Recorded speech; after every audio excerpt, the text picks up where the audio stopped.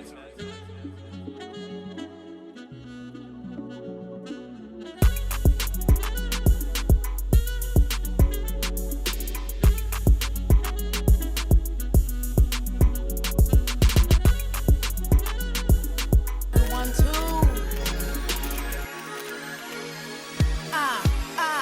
we go. It's my time to rise. It's my time to shine. It's my time to live. Hi, good evening. My name is Chrystal O'Jon. I'm host of What Now, and we're so excited. I'm thoroughly excited that we're here to talk to Coach Jeanette. I have been following you for so long. And what's your full name? You want people to know that. Jeanette Jones. Jeanette Jones. Mm-hmm. Well, we call her around here in Maricopa Coach Jeanette. And I'm so excited about your story, and you know, you're a powerhouse to me, and about behind Eat Plants, Dance, and Muscle and Menopause. So I really want to know what movement or what experience originally led you to into the world of plant-based wellness. So I wasn't feeling well a lot, and I was wondering, what was going on. And then I started cooking like chicken and fish that I normally would cook, and the way I would cook it was the same, but then it was tasting differently. So I said, there must be something going on with this food here. So I said, well, you know what, let me try like a plant-based. Now my husband's not. He's not strictly carnivore, but he'll eat what I eat. But so I started gradually going into being plant-based. So I started with beef and pork and chicken. That was easy for me. The hardest part was the seafood part. So I did that, and then I started feeling better. And I think what drove me to that was because I had to have a hysterectomy. And so I was thinking, maybe it was because of how I was eating, because I was eating a lot of meat, a lot. And so that made me change the way I wanted to eat and the way I wanted to feel. And so and also my digestive system wasn't that good. So when I changed my eating habits and more of a plant-based, then my gut health was getting better. I was feeling better. I wasn't as tired. And at that point, I was doing dance fitness. So I wanted to create my own business, and that's why I called it Eat Plants and Dance, because I was doing dance fitness and I loved it, and it brought joy to me. So I came up with that name, and here I am today. Which I love it, by the way. Now, and you originally come from, what, Philadelphia? Philadelphia, born and raised. What brought you this way? Family. So my ex-husband had moved out here, and so my kids were flying back and forth, and so we decided to move out here. My boyfriend at the time didn't know, and he said one day, he said, let's go to Arizona. I said, okay. So we moved to Arizona, and joined in with continued raising our children together, and now they're grown and left us, and all that. Yeah. But that was the reason why we moved to Arizona. Well, I have a good question though, for listeners who haven't experienced your program. How would you describe your Eat Plants and Dance, and maybe in just a few words? So I describe it as fun, life, and strength. Love it. Yes. Yeah. And why would you pick those particular ones? Well, it's fun because you get to dance and have fun, and it just brings joy, and also you're working out at the same time and having fun. You're not really paying attention to, oh my God, this is a workout. And then it brings life. It brings life to you. When you're feeling good, you do good, things happen in your life because it helps you think positively, because you're feeling great. And then the strength is to be able to go through anything. And I feel like Eat Plants and Dance is that avenue that you can take and just grow and live and be strong And because you're eating healthier, you have more strength, you're stronger as a person. It's kind of common, it makes like common sense, right? But just to get them motivated to do that is one thing. How do you get people motivated to maybe even attend some of your classes and that sort of thing? How does that happen? So actually motivation comes within. Now I can inspire you. You know, I can inspire you, and when I tell people my story and how old I am and they see me doing it, Yeah. it's like, okay, then I can do it too. I'm like, yeah, you can. Just take, little steps, and you'll get there. What if you're a person that has 2 left feet and, I went to one of your classes and I couldn't even keep up. It was so wonderful. I was like, wow, so if you're a person that has 2 left feet and you haven't danced in years, can you still benefit with the dance program? You can, and I always tell people that are new to a dance fitness class, you have to keep coming. And that's with anything, you have to keep coming. You keep coming, what's going to happen is you're going to be able to pick up on the moves, and it's not about you trying to be like somebody else. Oh, well, they're dancing this way. I hear people, they ask me, can you teach me your swag? I can't teach you my swag. My swag is my swag. Right. So I say you can create your own swag. And I said the more you do it, the more you'll get the routines down, because I always, tell you what moves are coming next before we do it. And just have fun and not worry about trying to keep up with this person and that person, because the classes basically have levels. And so if you're at level 1, you just stay at level 1 and then work your way up to level 2, level 3, and then there you are. Yeah, so you don't have to push to be like somebody else. No. Just basically get in there and enjoy it and try it. And have fun. And it's all about movement. Okay. And one thing I like about the class, the people that come are so great. They're not looking at you like, ooh, look at her, look at, Yeah. No, everybody's having fun. Yeah. But one thing that I really, really wanted to talk about, and I think it's because we shared some similar experience to this when we were talking a little bit earlier about muscle and menopause. And Muscle Menopause is a powerful name that you came up with. I love that. What inspired you to create a program specifically for women navigating menopause in their life? So how it came about was because of my own experience, things that I was going through. So in 2014 actually, I had a full hysterectomy because I had about 5 or 6 fibroids that were about the size of a plum, and then a cyst on my ovary. And so I had to have a full hysterectomy. And so prior to that, well, not prior to that, but when I had it done, it put me like straight into menopause. I was like, okay, what is going on? But I really wasn't sure.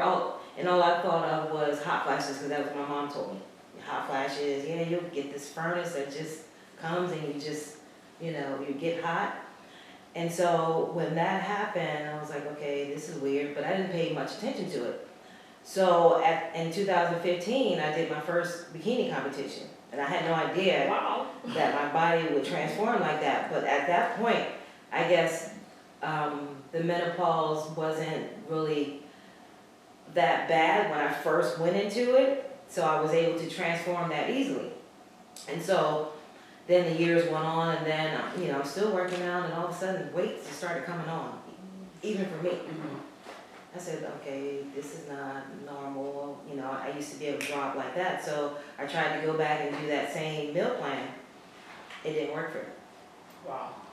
So it's like your whole metabolism is affected as well? Yeah. Because a lot of us do kind of think, well, we can still eat like we did, and no, we absolutely cannot. And so let me ask you this one quick question. If you could tell every woman over 40 a little bit about how her hormones and her body and how it affects her wellness journey, is there maybe a tidbit of wisdom you can give us? Yes, the first thing you need to do is get your hormones checked. And then you'll find out if your estrogen is low and if you're low in testosterone. Because estrogen is very important in our bodies, because when it's low, then that's when those symptoms come in: hot flashes, mood swings, low libido. Also, you can have be at risk for osteoporosis, heart disease, high cholesterol, because that was happening to me also. Really? They were saying you're a pre-diabetic. I said pre-diabetic where? Wow. You know, So that's it. but that was the reason. But get your hormones checked.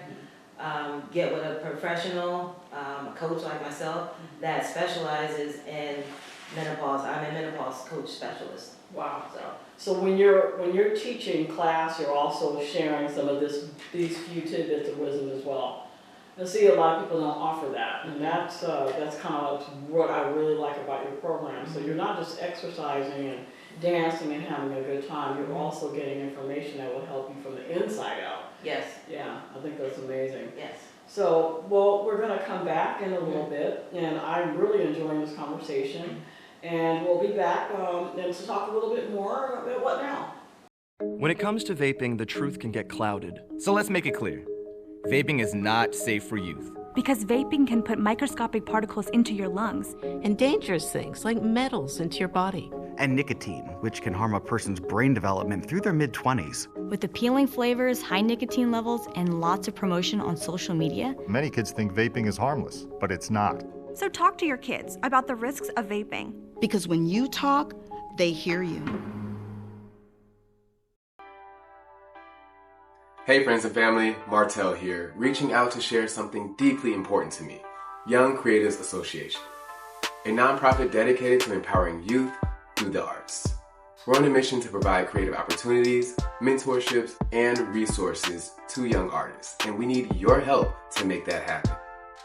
We're proud to share that we've recently partnered with the Best Buys Foundation's Teen Tech Centers, giving us an opportunity to bring creative tech workshops and hands-on learning experiences directly to youth.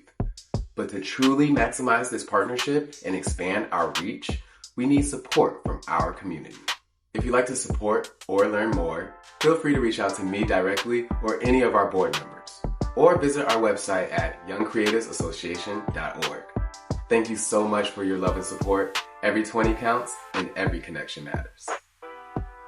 Welcome back to What Now. We are going to continue this great conversation with Coach Jeanette. She's an amazing, amazing woman here in Maricopa, and she does training, by the way, at Copper Sky. I know that you train and teach fitness groups there at Maricopa, the Maricopa Complex, I better say that the correct way.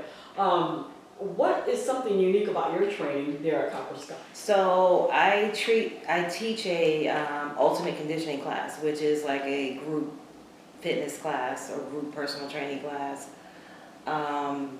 So the way I teach in circuits. Okay. So we have about 4 to 5 stations depending on how big the class is. Okay. And usually my classes, especially on Tuesdays and Thursdays, are full. Wow. So you have to register the day before. Wow. Yeah.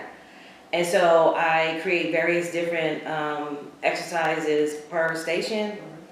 They do it for a certain amount of time, and then we either repeat it twice or 3 times. Okay. And so they really like that concept.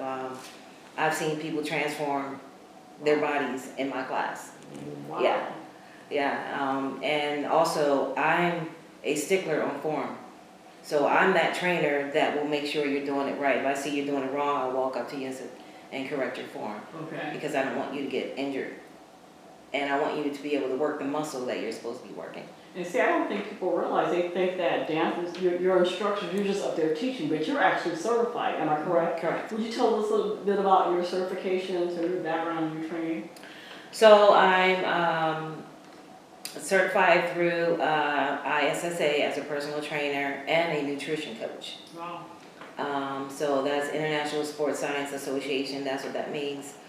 Then I'm also a menopause coach specialist through the Girls Gone Strong. Mm-hmm.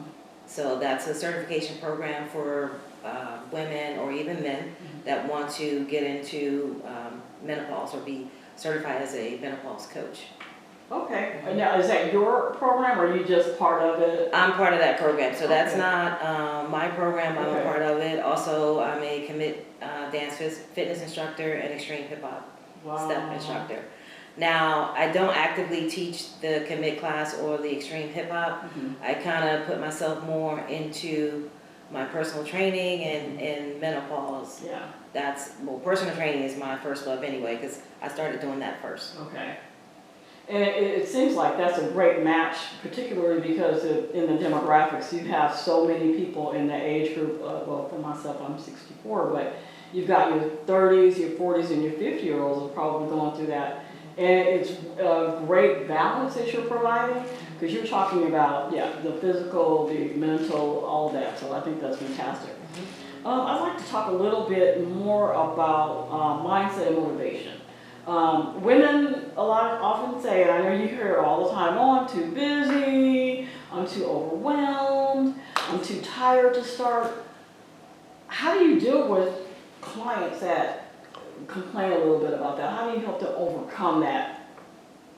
Well, I always tell people everybody have time, because if you can sit down and watch one of your favorite shows, or you're on the phone talking to somebody for an hour, that's the time you could be working out. Okay. So, you stepped on my big toe right now. So everybody has time.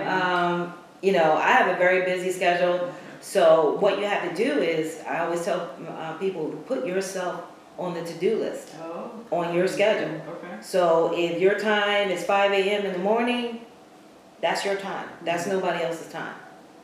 And stick to it. I love that. And I think people don't realize that should be on your to-do list, your health and your wellness, that kind of thing.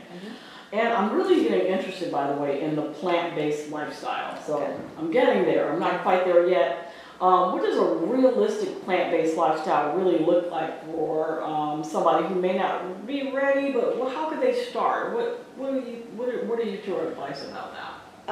Well, if you're just starting out, first of all, you should do it gradually. Okay. Years ago, I tried to do a cold turkey. Okay. It didn't work. Okay. So you gradually do it, certain meats, and, just gradually not eat those. Okay. Some people do a meatless Monday. Okay. So start with that. Do like a meatless Monday and start with that. But the best thing is to do it gradually.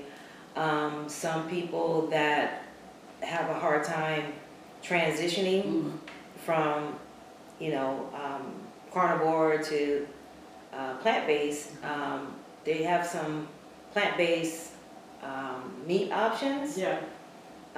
Just read the label, just make sure it's things that you can read.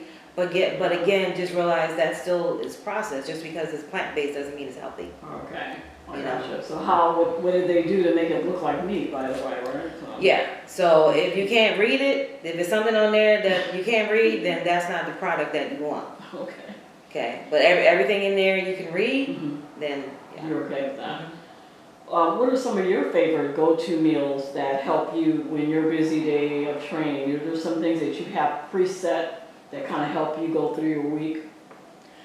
So I eat a lot of salad, but it's a hearty salad. Okay. So I might put beans on there, hemp seed, because hemp seed has protein. Beans has some protein and carbs, and they're low glycemic. Okay. So that's very good for women in menopause as well. Oh, okay. Yeah. I know that. Yeah, because our body wants to hold on Okay. to the carbs. Yeah. But you want to stick to low glycemic carbs. So I'll do something like that. I eat a healthier rice or some low glycemic rice. So I eat rice and some plant-based meats, not every day, but yeah. Because I've seen some people say that, I'm going to leave the meat alone, but they're eating all this macaroni and cheese, and they're eating all this other stuff, and they're like, I wonder why I'm not losing weight. Now some people confuse being vegan and vegetarian. Yeah, okay. So vegetarian, they still eat eggs and and dairy. Well, I'm sorry, not eggs, but dairy. Okay. Some may eat eggs, and they have octotarian. And it's a whole list. So, but some people still do dairy, and that's fine. If you want to do dairy, But those are people that eat the mac and cheese with the Yeah. real cheese. Yeah. There are some plant-based cheese. Not all of them are good. Yeah. And not all of them taste good, but there are some that taste good. Yeah, I'll be honest with you. I tried some plant-based stuff, and I was like, what is this? This is what is, some synthesized kind of food. Yeah. Kind of weird tasting. Yeah. But yeah, I've noticed that a lot of people will say, I am doing this meatless, diet, but I'm just blowing up. So that's what it is. You have to look at the ingredients, as you were saying. You still have to eat clean. Eat clean. And by eat clean, how would you describe that? Basically, food that you cook. Stay away from the processed foods. And some people say, well, how can somebody that's plant-based get fat? Like, why are they fat? They make jokes. Really? I said, well, because you can eat a plant-based cupcake just without the butter and the egg. Yeah. You can use alternatives for that. There are plant-based cookies, cakes, all of that. You eating chips. There's no meat in chips. That's true. Pretzels. That's right. So you're constantly eating stuff like that, And that's processed. So that's crazy. Well, the other thing is, I noticed that your Facebook and your social media presence is full of energy. I see it all the time. I love it because a lot of people are kind of turned off about promoting through social media when, in fact, you should. Because this is the language people are talking right now, and this is the go-to for many people. And how would you encourage, or what is your role in the digital community plan in supporting wellness? Do you just try to get the information out there that way, or social media? Do you feel like that's a great avenue? It is a great avenue. I don't think I'm good at it, but I just share what I'm doing. Okay. And that's all it is. I'm just sharing what I'm doing, and I like to inspire people. Yeah. Are you getting good responses from your show? Oh, I get good responses, and lately I've been getting like friend requests from different people, more people. Wow. That are high quality people. Okay. Not just random people like that. People that are serious probably about really. Because people have gotten used to it after COVID and staying in. We've gotten used to doing everything online now, but I think people have learned on how to use it effectively. But I do see your posts, and they're so encouraging. They're really, really encouraging, and they're uplifting and engaging. So I think you're doing a fantastic job. Thank you. Yeah. So I know we're going to go take a break, and we're going to come back and talk to Coach a little bit more about all the things that she's doing, entrepreneurship, and maybe some fun questions at the very end. So thank you for tuning in to What Now, and we'll be back. When the game is on the line, championship teams know the game plan. They communicate and work together to win. We all need a game plan to protect ourselves online. Talk to family and friends so they know how to stay safe too. Create strong passwords, turn on multi-factor authentication, update software, and recognize and report phishing, because online safety is not something you want to fumble. Get more game-winning tips at CISA.gov/secure-our-world. Then share them with family and friends. Welcome to What Now. We are back again having a fantastic conversation with our coach here. And I am just so interested in you as a business owner, entrepreneur, a mom, a wife. How do you balance all of these things in that world? Let's see. So right now, my kids are now grown. They finally moved out. They kept coming back, but they're gone now. I hope they're not going to watch this, but anyway. But I get up early in the morning. Okay. Early in the morning. So I start like 5 o'clock, so I'm up. Okay. And my first client normally is at 6. Sometimes, depending on the schedule, I'll have a 5 a.m. client. So sometimes I'm up at 4. Wow. So I get up, and that's Monday through Friday. And then Saturday, I also have early morning clients, maybe like 7 or 8 o'clock. Okay. So I prefer early. So I set my schedule. Okay. So this is my time. So I have my workout time. Nobody interrupts me during my workout time for me. Then I have my schedule. my schedule, my personal training schedule, and then I have the days that I do my classes, that schedule, and I stick to it. I have people that ask me, well, can you train in the evening? No, I don't train in the evening. Okay. So I don't spread myself thin. Okay. So How does family time fit in there with? So because I can make my own schedule, Yeah. then I have time when I go home. My husband works from home, Mm-hmm. so I go home and I do, make a meal for dinner or what have you. And a lot of times we meal prep. So we already have our meals set. Yeah. And so when he's home, if I'm not home, he just goes in and put his food in the microwave or in our toaster oven that can do that, and then he has his meal. So, Okay. but the best thing is to meal prep, Mhm. to set your schedule, stick to it, put you on that schedule, stick to it, don't compromise, Yeah. don't overbook yourself, Yeah. you know. Okay. Man, I've gotten a lot out of our conversation. I feel like I can go back home and have a little sit down with myself. Well, and what advice do you have for women who might want to launch a wellness business that are maybe too scared to take that leap? Yeah, it can be scary, Mhm. but you really have to have a passion for it. Mm-hmm. If this is something, and it has to be a part of your life. So I've been doing this since I was a little girl. Wow. So I watched my dad. He was always physically fit. He was at the 3rd-degree black belt. Okay. And so he's always worked out, and he still does, being 83.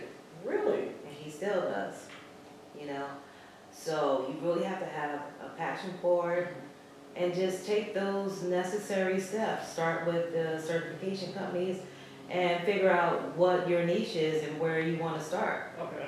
Do you want to be a personal trainer? Do you want to be a group exercise person? And all those things you can start your own business with. Okay. Yeah.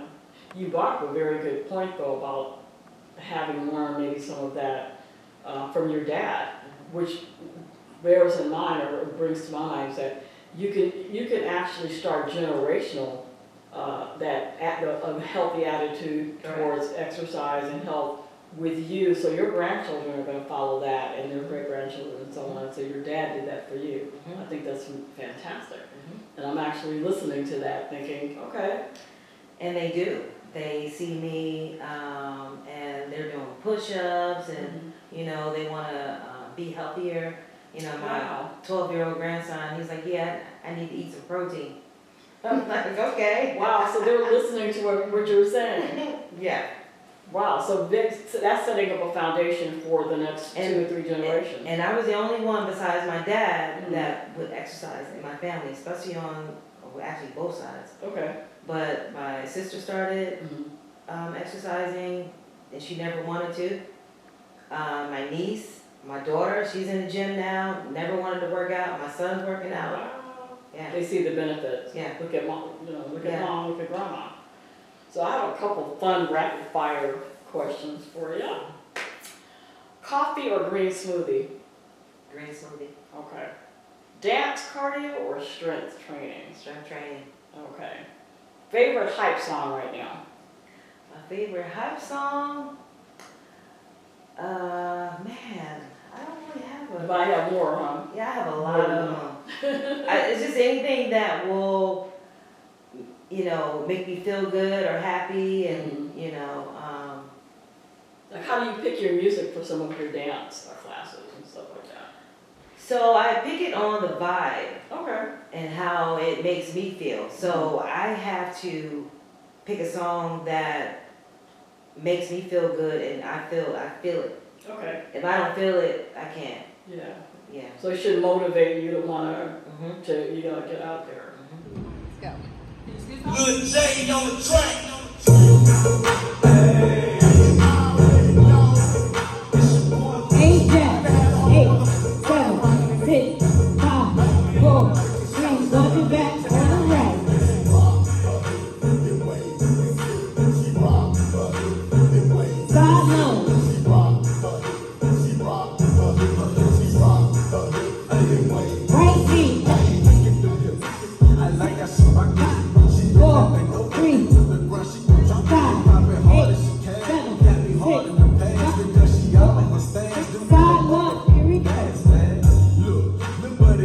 Bring it down.